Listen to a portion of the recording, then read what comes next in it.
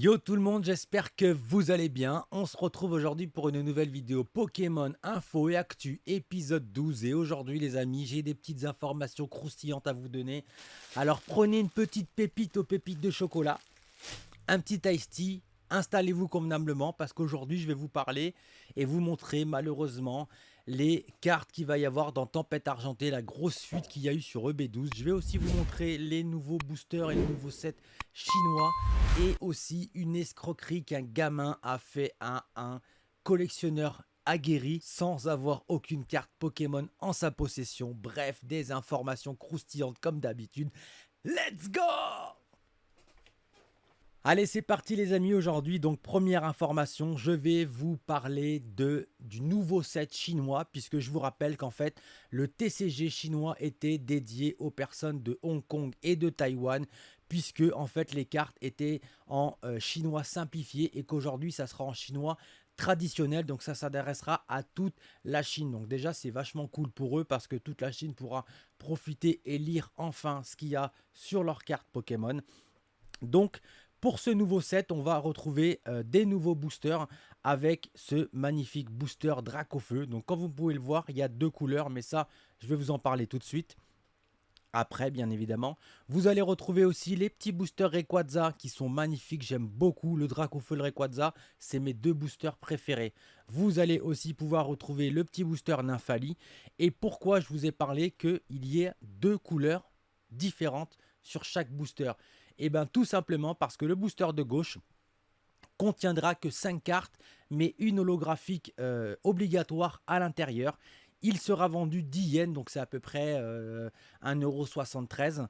Et celui-là, il y aura 25 cartes à l'intérieur et sera vendu 50 yens, donc à peu près 7 €.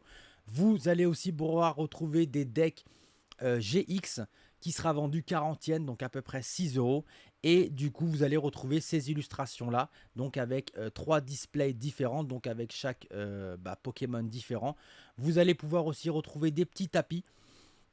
La question que je me pose, c'est est-ce que ces tapis, on va pouvoir les retrouver en fait dans des premiums?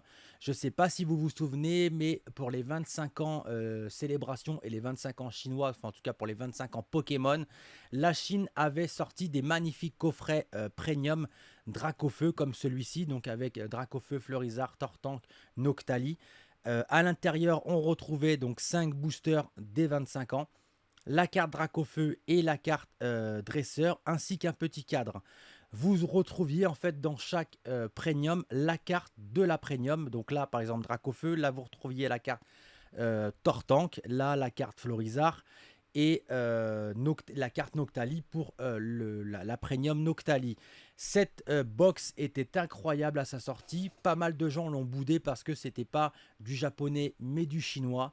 Moi personnellement, si j'avais pu l'acheter, je l'aurais acheté, mais je vous rappelle, on ne peut pas tout acheter, on n'a pas l'argent infini.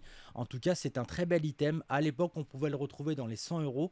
Aujourd'hui, ça a carrément doublé puisque c'est dans les 200 € qu'on peut retrouver cet item-là. Donc c'est un peu plus cher qu'à sa sortie, je vous l'accorde, et c'est bien dommage. Voilà pour la première information. Ensuite, je vais vous parler de cette nouvelle Mystery Box qui sortira au mois d'octobre au Japon. Vous allez pouvoir retrouver donc les nouveaux boosters S12, donc qui va s'appeler Padme Trigger, je vous rappelle.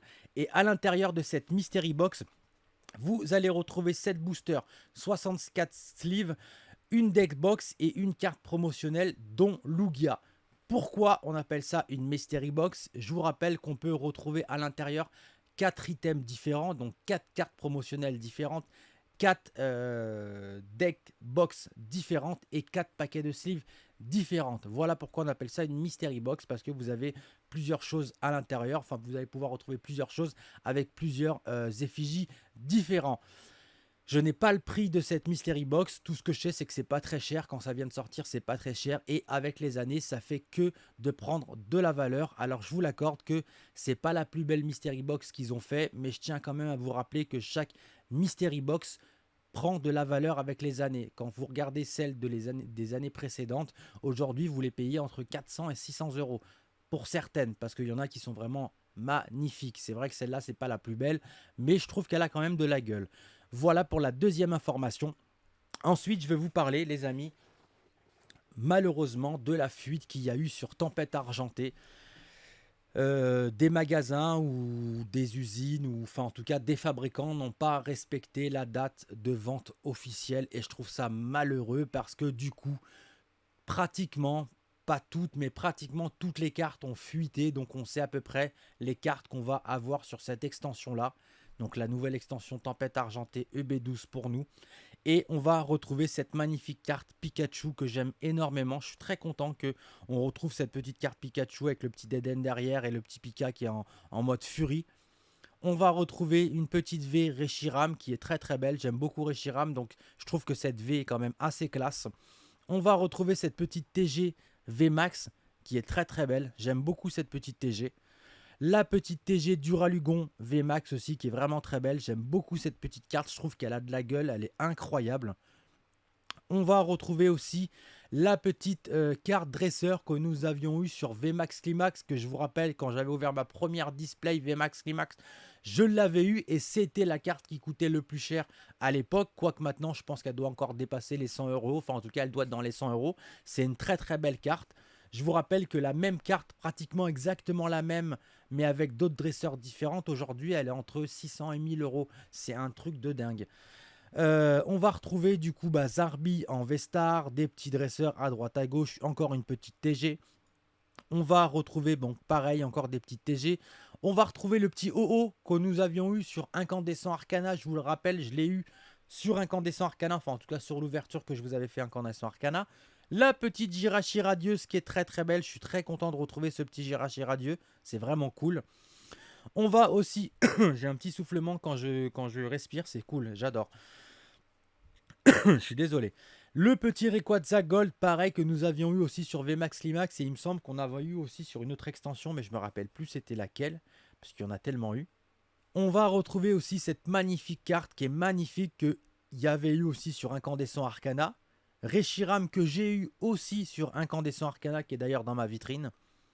Bon, le petit Goopix, j'en parle même pas, c'est comme le TB Goopix, franchement je suis dégoûté, voilà, on nous ressort un Lugia qui est magnifique et on nous met Goopix sur le TB. Bref, je suis dégoûté. De magnifiques petites TG, la petite garde-voir aussi d'Incandescent Arcana que j'ai eu aussi. La petite Alakazam Radieux qui est magnifique, j'aime beaucoup franchement. Encore une petite radieuse, la petite Vestar. Nous allons retrouver des magnifiques alternatives Zarbi alternative et Regidrago en alternative aussi. Donc je suis très content qu'on ait encore deux autres alternatives. La petite Duralugon Noir Gold. Bon, une petite TG. La petite Zerora, je la trouve magnifique. Elle est très très très très belle cette carte. J'adore cette petite carte vraiment. Franchement, le banger les amis, le banger. La Gold Vestar Lugia qui est magnifique. Je veux cette carte, sans déconner, je veux absolument cette Gold. Bon, le petit Goupik, je vous la répète, je suis pas fan. La petite Rayquaza VMAX qui est incroyable. C'est un banger cette carte aussi. Cette petite dresseuse, je l'ai eu aussi sur Incandescent Arcana. On va la retrouver sur EB12. Bon, bah voilà, la petite alternative que je vous ai montrée. La Zarbi alternative aussi que je vous ai montré. Regardez les amis, une TG avec Mew dessus. Cette carte est un banger incroyable. Je kiffe cette carte. Vraiment, je kiffe cette carte. Encore une petite TG qui est vraiment belle. Franchement, j'aime beaucoup cette petite TG. Je suis très content. Oh là là là là. Une petite TG Pikachu. Encore et encore et encore et encore et encore. Franchement, ça fait super plaisir parce que... Alors d'un côté, ça me fait plaisir de voir ces cartes-là et d'un autre côté, je suis pas content parce que je vous avais dit que je ferais pas Tempête Argentée. Mais malheureusement, je vois qu'il y a quelques bangers, donc je pense pas que je ferai d'ouverture. Comme je vous ai dit, je vais pas faire de grosses ouvertures. Voilà, peut-être que j'ouvrirai peut-être une display, je sais pas, je verrai et je revendrai les cartes que je souhaite pas avoir et en tout cas certaines cartes que je veux comme les TG, comme les magnifiques TG que je vous ai montré, les deux alternatives, la petite gold aussi, la petite gold avec Lugia que je veux absolument. Donc bref, il y a quand même quelques bangers que je souhaiterais avoir de cette extension là, donc je vais tout faire pour avoir ces quelques cartes. D'ailleurs, comme je vous ai dit, c'est ce que je vais faire maintenant pour ma collection. Je vais vraiment consacrer les cartes que je souhaite sur chaque extension plutôt que de courir après les Master 7 que je finis jamais parce qu'on n'a pas le temps de les finir, parce qu'on n'a pas l'argent infini. Ensuite les amis, je vais vous parler de cette incroyable histoire qui s'est passée il y a quelques semaines. Le jugement a été rendu il y a 2-3 jours, donc c'est pour ça que je vous en parle. Un adolescent a déposé une annonce sur un groupe, sur un site hein, comme Le Bon Coin, Vinted, bref, tout ça. Vous connaissez la musique. En déposant une carte incroyable, donc le souci c'est qu'on ne nous parle pas de la carte, mais apparemment c'est une carte qui est assez recherchée. Et ce jeune homme avait mis donc cette carte-là en vente à 3000 euros. Donc je pense que ça doit être un banger parce que un collectionneur a été vraiment intéressé d'avoir cette carte-là.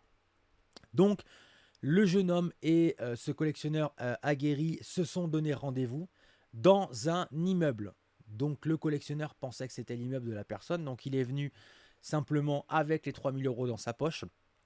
Le jeune est arrivé, lui a dit qu'il n'avait pas la carte Pokémon sur lui parce qu'il ne savait pas à qui il allait avoir affaire, mais que par contre, il faudrait que la personne lui donne 1600 euros sur place tout de suite et que le jeune homme allait chercher la carte Pokémon chez lui parce qu'il habitait dans l'immeuble. Enfin, en tout cas, il a fait croire à la personne qu'il habitait dans l'immeuble. Mais en contrepartie, il a montré une photo sur son portable à la personne comme quoi il avait vraiment la photo et qui donnait sa carte d'identité à la personne et son portable en attendant que le jeune allait chercher sa carte Pokémon chez lui.